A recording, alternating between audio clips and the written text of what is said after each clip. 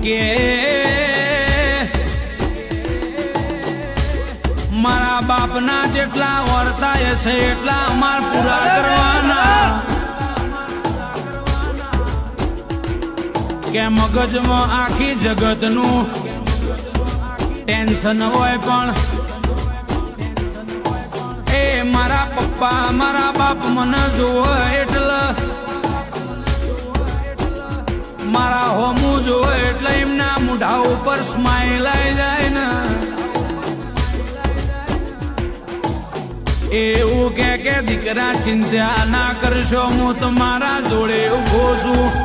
એટલે અમે હારી જેલી બાજી જીતી જવાનો શોખ રાખીએ છે